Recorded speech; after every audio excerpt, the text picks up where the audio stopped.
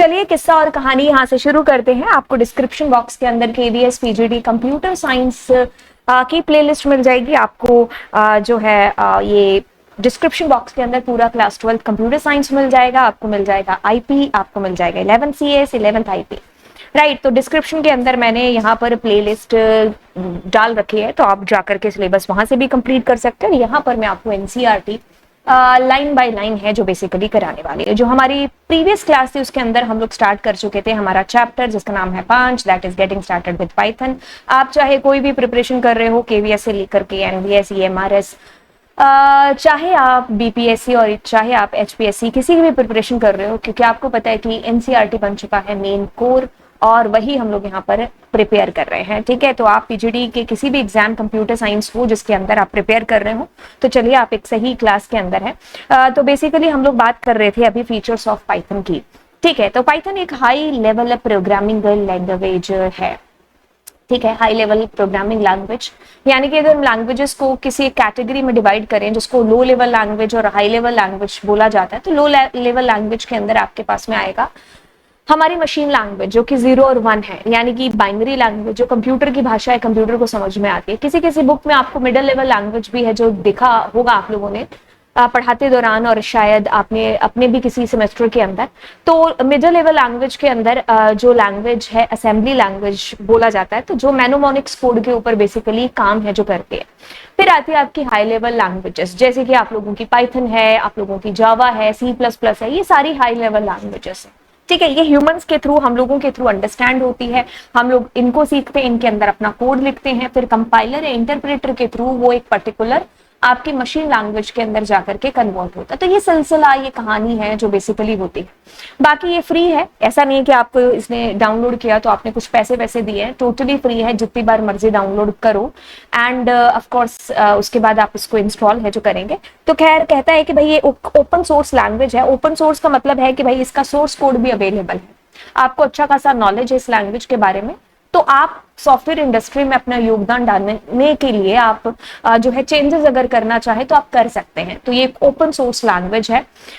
It is interpreter language. Interpreter का mainly यहाँ पर काम है जो बेसिकली होता है, तो एग्जीक्यूट करने के लिए अपने प्रोग्राम्स को पाइथन इंटरप्रेटर का यूज करती है। इंटरप्रेटर लाइन बाय लाइन है जो एग्जीक्यूट करता है। एक और होता है जो कि कंपाइलर है। खैर कंपाइलर हमारे होल कोड को कन्वर्ट है जो बेसिकली करते हैं। तो पाइथन को हम एक इंटरप्रेट लैंग्वेज के नाम से है जो जानते हैं। Python programs are easy to understand as they have a clearly defined syntax, relatively simple structure. Basically अगर मैं Python की बात करूँ ना, तो मैंने जावा में 4 से 5 साल मैंने पढ़ाया है जावा। उसके बाद में जब CBSE के अंदर आया पाइथन, तो जब मैं इसमें CBSE के अंदर शिफ्ट हुई और मुझे पाइथन पहली बार जब मेरे को देखने को मिला, तो मेरे को मतलब ऐसा है कि आपको रिलैक्स फील होने लगा कुछ दिनों के बाद में, क्योंकि जो लंबे लंबे कोड जावा के अंदर हो रहे थे वो यहाँ पर छोटी छोटी लाइनों के अंदर होने लग गए, स्मॉल कोड है ना। जो बाइनरी सर्च कह लो या आप जितने भी बड़े बड़े एरे के प्रोग्राम्स बना रहे थे या जो भी कर रहे थे, तो वो आपको बड़े ही कम लाइंस के अंदर आप वो सेम चीज करने लगे। तो इसका कोड बड़ा ही क्या है, सिंपल है एक तरीके से। ये इसकी सबसे खास बातों के अंदर से बात है। ये यूं ही नहीं बोल रही हूँ, मैंने खुद ने इस चीज को रियलाइज किया है कि हाँ यार, मतलब ये है एक सबसे बड़ा फीचर आप कह सकते हो, क्योंकि जहां चीजें मुश्किल होती है दिमाग वहां पर आनाकानी करता है कि नहीं ये चीज नहीं समझ में आती है ना। लेकिन जहां चीजें आसान होती है वहां दिमाग भी आपका ज्यादा है जो एफर्ट डालता है। अब मैंने ये चीज यहाँ नोटिस की है कि भाई पाइथन के जो प्रोग्राम्स है ना वो जल्दी ही आपको समझ में आ जाएंगे अगर आपने एक भी लैंग्वेज सीख रखी है। पाइथन कोई बहुत बड़ी तीर नहीं है, ठीक है। तो yes, Python programs are easy to understand as they have clearly defined syntax and relatively simple structure. Python is a case sensitive language. छोटा ए बड़ा ए दोनों इसके लिए अलग अलग है, तो ये एक केस सेंसिटिव लैंग्वेज है। अगर आपने पाइथन के अंदर अगर a इज इक्वल टू 10 किया है तो आप फ्यूचर में इसी a के साथ काम करेंगे, ना कि आप बड़ा a डालेंगे। वो ह्यूमंस हम लोगों के लिए a और a एक समान है, but Python is a case sensitive language. Of course Java C++ ये भी थी, तो वैसे ही पाइथन भी है। ओके तो कहता है कि it is a portable and platform independent language. ऐसा नहीं कि जिस मशीन पर आपने अपने प्रोग्राम को बनाया वो उसी पर डिपेंडेंट होकर के ही चलेगा, नहीं, आप किसी भी मशीन पर उसको रन है जो बेसिकली कर सकते हैं। पोर्टेबल है, एक जगह से दूसरी जगह आपका प्रोग्राम है जो बिल्कुल आप लेके जा सकते हैं। लेके जा सकते हैं का मतलब है कि आपका प्लेटफॉर्म इंडिपेंडेंट है, कहीं पर भी आपका प्रोग्राम है जो रन हो सकता है। आप उसको लिखे किसी भी मशीन पर, रन किसी भी मशीन पर कर सकते हैं। ठीक है, it means can run on various operating system and hardware platforms. ठीक है, डिपेंडेंट नहीं है किसी एक ऑपरेटिंग सिस्टम और एक मशीन के ऊपर, ये इंडिपेंडेंट है। आप वंस राइट लिखो वो रहा है ना, वंस राइट और एक बार आपने लिखा और रन एनीवेयर, है ना। कहता है कि Python has a rich library and pre defined function. Yes, ये पाइथन की सबसे खास बातों के अंदर से बातें हैं, जैसे कि पाइथन के पास बहुत सारी लाइब्रेरीज हैं। आपको एरे यूज करना है, नमपाई यूज कर लो, पैंडास यूज कर लो, आप मैटप्लोट्लिब का यूज कर लो। आपको जो है बहुत सारी ऐसी लाइब्रेरीज हैं जो बेसिकली मिलेगी जिसको पाइथन सपोर्ट करती है। तो पाइथन अपने आप में कह लो इतनी नहीं है जितनी ये लाइब्रेरीज को सपोर्ट करके शक्तिशाली है जो बनी हुई है। ठीक है, तो कहने का मतलब है कि अगर ये पाइथन है तो इसके मतलब इसको बहुत सारी लाइब्रेरीज का सपोर्ट है जो मिला हुआ है, जिसकी वजह से इतनी पॉपुलर है और जिसकी वजह से इतने सारे फील्ड्स के अंदर यूज हो रही है। आज आप डेटा साइंस ही नहीं, आप मशीन लर्निंग की बात कर लो, आप आर्टिफिशियल इंटेलिजेंस, आप रोबोटिक्स, किसी भी फील्ड के अंदर देखोगे तो Python is one of the most top languages के अंदर से एक लैंग्वेज है।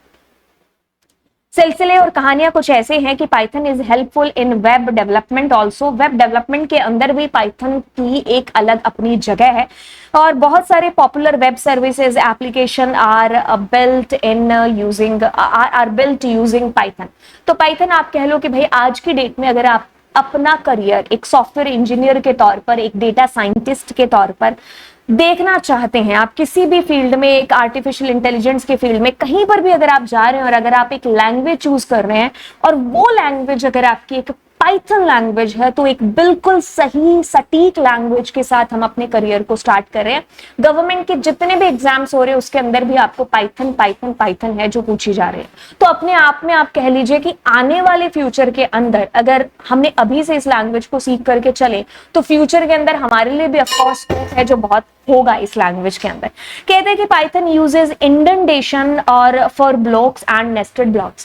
खैर अगर आपने एक भी लैंग्वेज देखी है का मतलब अगर आपने जावा में भी सिंपल कोड किया हुआ है, हमने वहां पर कर्ली ब्रैकेट्स का यूज किया था ना, यहाँ पर ये कर्ली ब्रैकेट्स के थ्रू अपने ब्लॉक्स को नहीं डिफाइन करती है, ये इंडेंटेशन के थ्रू करती है। एक रूल है पाइथन के अंदर कि आपको इंटेंड यूज करना होगा।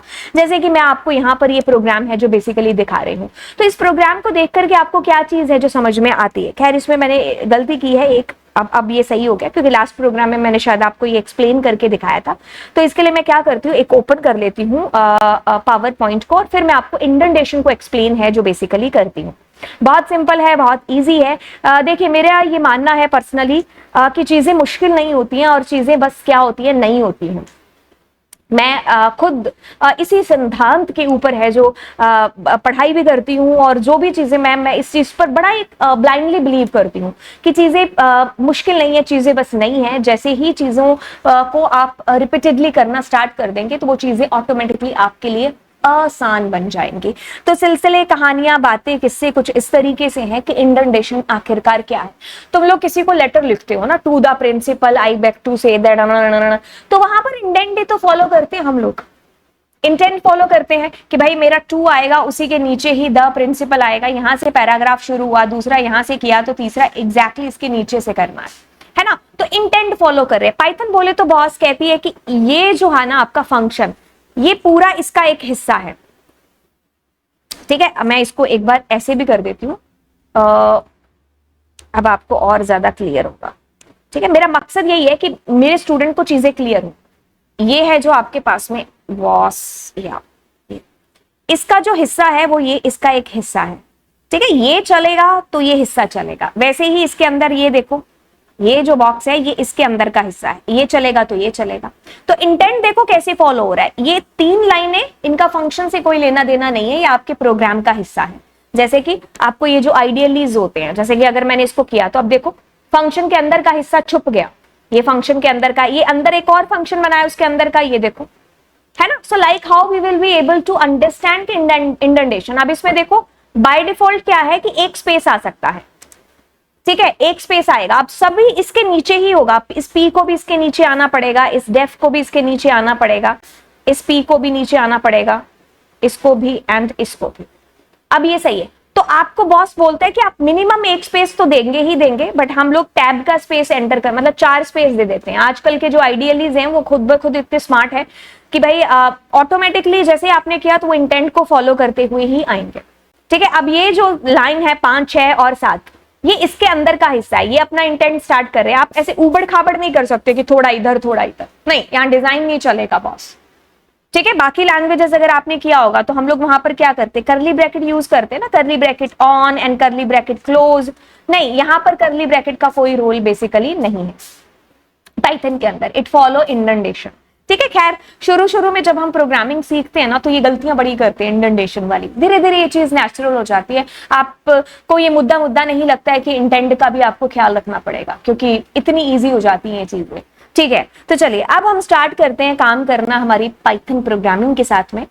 ओके, तो मेरे ख्याल से हम लोग अगली क्लास में इसको शुरू करें तो ज्यादा बेहतर रहेगा। खैर हमने इतनी चीजें की जिसमें मैं आपको फीचर्स ऑफ पाइथन है जो यहाँ पर बताए line by line, NCERT chapter number 5 getting started with Python 11th computer science हमारा यहाँ पर चल रहा है। एक एक करके हर एक चीज मैं आपको डिस्कस करती जाऊंगी। अगर आपके सिलेबस को मैं यहाँ पर बेसिकली निकाल करके आपको बताऊं कि हम कौन सी चीज यहाँ पर करते हुए जा रहे हैं, तो बेसिकली हम लोग इंट्रोडक्शन टू पाइथन है जिसको हम लोग कर रहे हैं, एग्जीक्यूशन, ये सारी चीजें हम लोग अभी करेंगे। एंड यही सेम चीज आप लोगों के क्लास 11th आईपी के अंदर भी है। आईपी का सिलेबस यहाँ पर नीचे आपको मेंशन होगा, ये रहा। ठीक है, ये रहा बेसिक्स ऑफ पाइथन। तो एक एक करके हम लोग ये सारी चीजें डिस्कस करेंगे आपके एनसीईआरटी के अकॉर्डिंग। तो चलिए फिर किस्से, कहानियां और मुद्दे हम लोग अगली क्लास में करेंगे। इंट्रोडक्शन टू पाइथन स्टार्ट करेंगे कि कैसे हम इसको डाउनलोड करके इसके अंदर अपने प्रोग्राम्स को लिखना शुरू करेंगे। So thank you so much. और जाने से पहले आपको ये भी चीजें बताते जाएं कि आप यहाँ से पूरी प्लेलिस्ट ऑलरेडी मैंने डाल रखी है, पीपीटीज बना करके इसको एक्सप्लेन कर रखा है, तो आप यहाँ से अपने सिलेबस को कंप्लीट कर सकते हैं चारों क्लासेस का, 11th आईपीसीएस एंड 12th आईपीसीएस। और आप केवीएस की इस प्लेलिस्ट को भी देखना है जो बिल्कुल मत भूलिएगा। एंड नीचे डिस्क्रिप्शन बॉक्स के अंदर मैं इनको है जो बेसिकली डाल दूंगी। एंड चलिए फिर मिलते हैं अगली क्लास में। Thank you so much, bye bye, God bless you, अपना भी ख्याल रखना और दूसरों का भी, और चैनल को जरूर सब्सक्राइब कर दीजिएगा। बाय।